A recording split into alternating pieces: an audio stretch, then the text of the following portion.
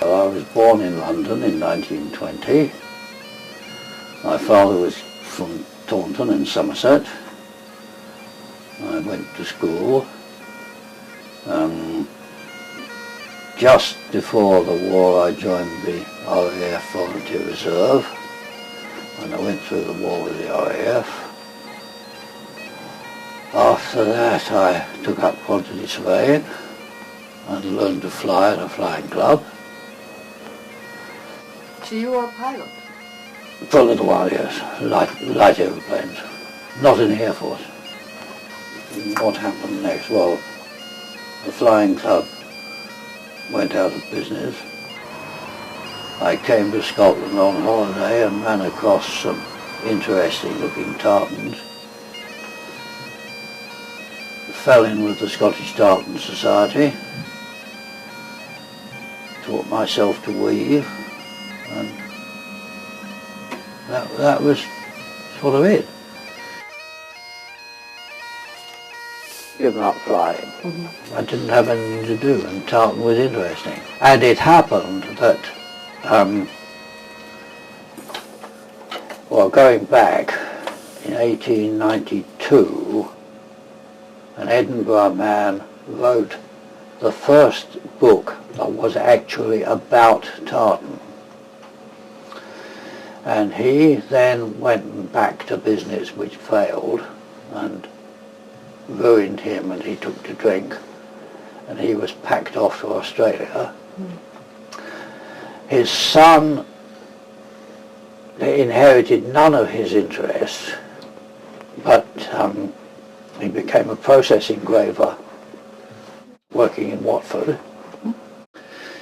In the summer of 1939 he went on a climbing holiday in Skye, and on the way back on Inverness station he was looking for something to read in the train, and he picked up one of the Tartan picture books, and by the time he got to Watford he had decided that if people were going to write books about tartan they ought to do it properly.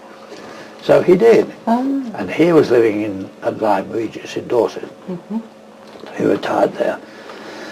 The man who started the Scottish Tartan Society was a filing fanatic, but he wouldn't allow anything to be fixed in a file. So every time anybody picked up a file, all papers flew out. And this chap down in Lyme Regis had to come up to Stirling twice a year to put them all back.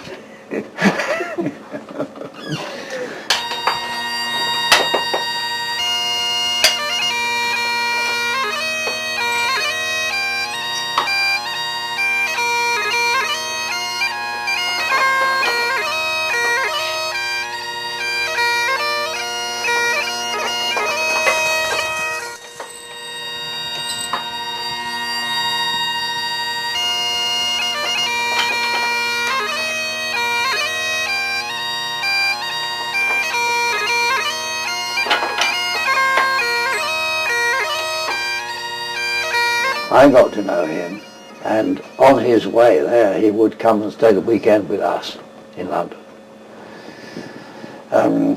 My father had been on the staff of the artillery school in France in the First War, and he had been a gunner, so they got on well. I worked very closely with him for the last 12 years of his life. He left me all his material and anything he had left to his father. So I just carried on from there. I see. I read his book, and he said very, very loud and plain that you can't understand tartan unless you can weave it. So I got one or two catalogues from people who made looms, and I made a little one for myself to make small pieces. And then people in the office I was working in then said, "That's nice, why don't you make scarves and then we can buy them from you for Christmas presents?" So I improved it a bit and did that. And when they got all the scarves they wanted, they said, "Well, now we've got all the scarves we want, how about making some skirt lengths?" So I made a bigger load. And it went on that way. Wow. And I made a conscious effort to turn myself into an 18th century Highland weaver, so that I could work out through it. Yes, so I could work out how they thought. Mm. And eventually I made a big loom and got quite good at it. Mm. Who would ever thought? Exactly.